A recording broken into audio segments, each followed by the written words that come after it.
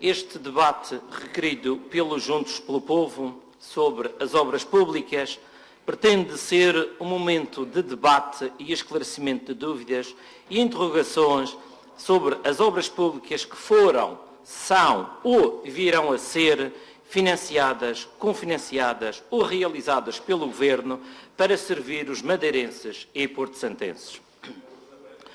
Portanto, temos um investimento público que consiste na aplicação de capitais resultantes da cobrança de impostos e outras receitas em obras públicas e infraestruturas, no sentido de proporcionar à população, em geral, todos os meios necessários e imprescindíveis à sua vivência, segurança e bem-estar.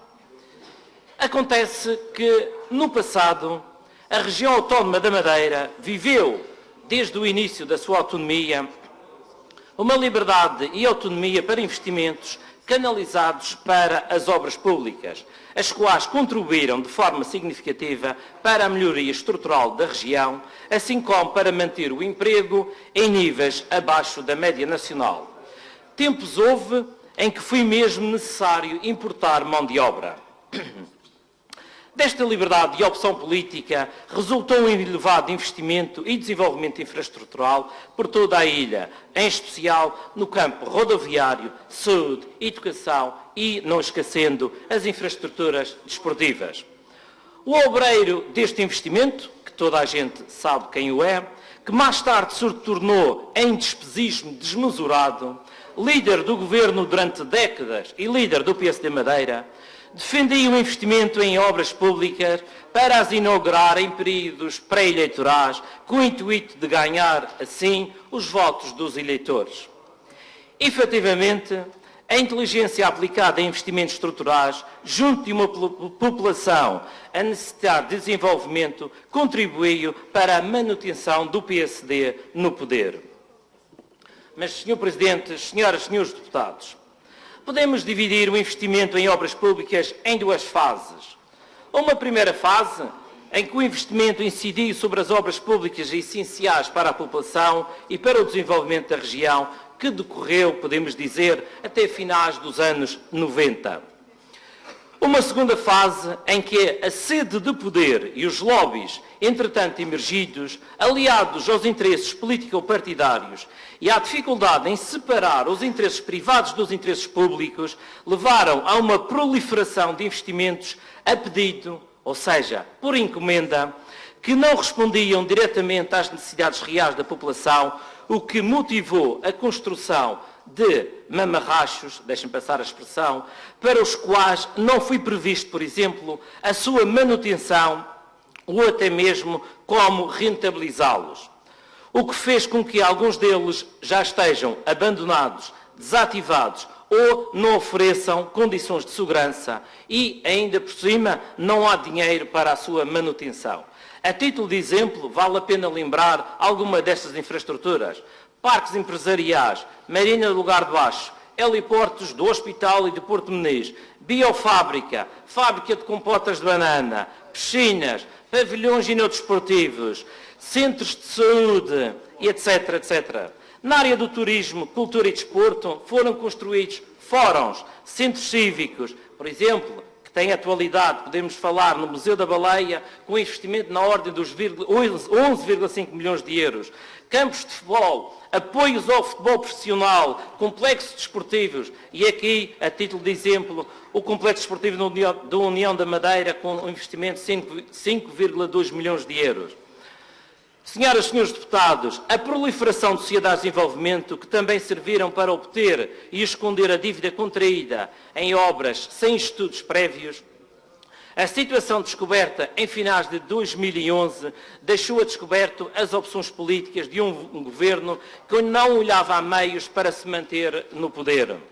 As obras públicas e todas as situações decorrentes tinham já levado a uma situação perfeitamente insustentável das contas da região. As opções políticas em termos de investimento em obras públicas foram obrigadas a mudar e o Governo foi obrigado a divergir nas prioridades. Tivemos de receber empréstimos do Estado, O PAEF, que toda a gente conhece. O PAEF vai assim limitar as despesas de investimento na ordem dos 150 milhões de euros. Com estas condicionantes, as obras públicas pararam. As grandes construções pararam ou arrastaram-se no tempo. E aí temos, arrastando-se no tempo e que pararam, túneis, Via Expresso Feijão da Ovelha, Ponta do Pargo, Via Expresso Câmara de Lobos Estreito, Via Expresso Estreito Jardim da Serra, Via Expresso Ribeira São Jorge, Arco de São Jorge, Via Expresso Arco de São Jorge, Boa Ventura, Via Expresso Boa Ventura São Vicente, Campo de Golfe do Ponta do Pargo, Forte São João Batista em Machico, edifício do ex-laboratório veterinário de São Martinho, a Cota 500, o Centro de Apoio à Deficiência Motora, etc., etc. Estes são alguns exemplos das obras que foram prejudicadas, diretamente prejudicadas, pela falta de planeamento. Com estas mudanças, as empresas entraram em crise e o desemprego disparou para números nunca antes atingidos. Os madeirenses e porto-santenses começaram a sentir na pele o péssimo trabalho desenvolvido nos últimos 15 anos de desgoverno de um PSD sem rumo. Mas, Senhor Presidente, senhoras e senhores deputados, no presente, contrariamente aos dias de sol de outros tempos, o presente apresenta dias com um período de céu muito, muito nublado. Porque os madeirenses foram chamados a pagar a fatura dos desmandos das obras públicas e do despesismo através do maior aumento de impostos alguma vez verificado. No presente, além dos impostos normalmente pagos, os madeirenses pagam para saldar as dívidas resultantes das obras públicas desenfreadas, sem nexo e sem utilidade prática, construídas no passado. Obras essas que chegaram a ser inauguradas à pressa, antes das eleições, como já referi há pouco, e inauguradas mais do que uma vez a mesma obra. E agora algumas delas estão às moscas, não têm manutenção ou simplesmente até nunca chegaram a ser concluídas. Apesar do que se fez no passado e não se pretendendo com os erros e não se aprendendo com os erros, a betonização continua. Um bom exemplo é a recente obra das Ribeiras do Funchal.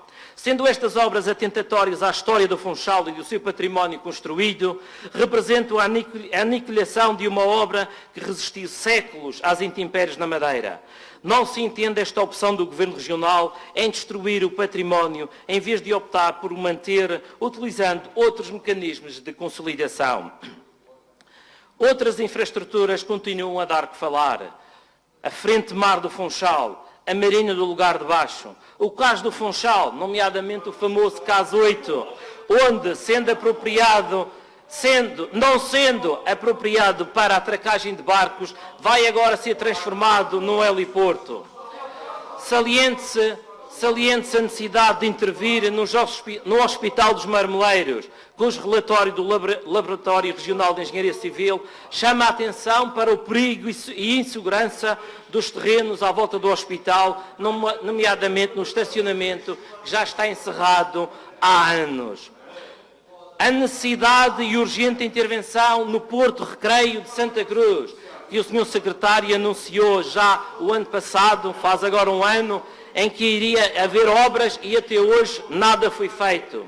Na estrada junto ao cemitério do Porta Cruz, cuja obra permanece e está a causar danos no próprio cemitério. O novo hospital, que ainda permanece por fazer e vai permanecer, não sabemos até quando, enquanto se empurrar responsabilidades para os outros, ou seja, para o Estado Central. Hoje em dia, somos obrigados a conviver com obras em excesso e desnecessárias dos últimos 15 anos, sem saber o que fazer. As obras foram mal planificadas, mal estruturadas, mal calendarizadas. Não houve, na realidade, retorno e os benefícios que se esperavam para a população não foram os desejados. Os serviços de saúde estão cada vez mais precários. A educação e o ensino estão fragilizados. A cultura votada ao abandono. O ambiente desorganizado. Veja-se a questão das levadas em estado de questão, que precisam também de uma intervenção, e quando é que será que essa intervenção irá acontecer?